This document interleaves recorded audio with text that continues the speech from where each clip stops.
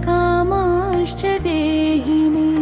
सन्तानलक्ष्मी नमस्तेऽस्तु पुत्रपौत्रप्रदायिनि।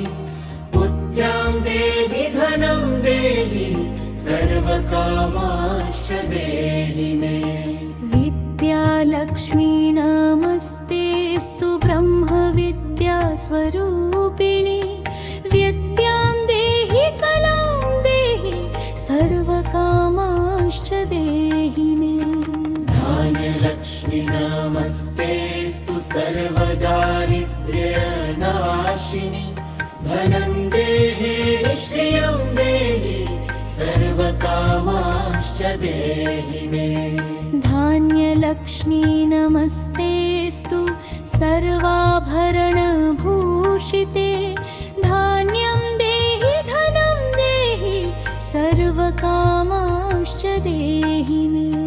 मेधालक्ष्मी नमस्तेऽस्तु कलिकल्मषनाशिनि। धन्यं देहि श्रियं देहि सर्वकामांश्च देहि मे। गजलक्ष्मी नमस्तेऽस्तु सर्वदेवस्वरूपिणि। अश्वांशगोकुलं देहि सर्वकामांश्च देहि मे। वीरलक्ष्मी नमस्तेऽस्तु पराशक्ति स्वरूपिणि। वीर्यं देहि बलं देहि सर्वकामांश्च देहि मे। जयलक्ष्मी नमस्तेऽस्तु सर्वकार्यवप्रदे। जयं देहि शुभं देहि सर्वकामांश्च देहि मे। भाग्यलक्ष्मी नमस्तेऽस्तु सौमाङ्गल्यविवर्धिनि। भाग्यं देहि श्रियं देहि सर्वकामांश्च देहि मे। कीर्तिलक्ष्मी नमस्तेऽस्तु विष्णुवक्षस्थलस्थिते। कीर्तिं देहि श्रियं देहि सर्वकामांश्च देहि मे। आरोग्यलक्ष्मी नमस्तेऽस्तु सर्वरोगनिवारिणि।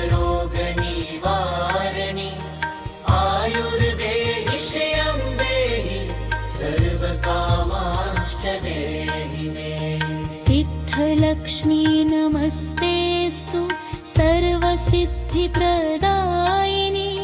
सिद्धिं देहि श्रियं देहि सर्वकामांश्च देहि मे। सौन्दर्यलक्ष्मी नमस्तेऽस्तु सर्वालङ्कारशोभिते। रूपं देहि श्रियं देहि सर्वकामांश्च देहि मे। साम्राज्यलक्ष्मी नमस्तेऽस्तु भुक्तिमुक्तिप्रदायिनि। मोक्षं देहि श्रियं देहि सर्वकामांश्च देहि।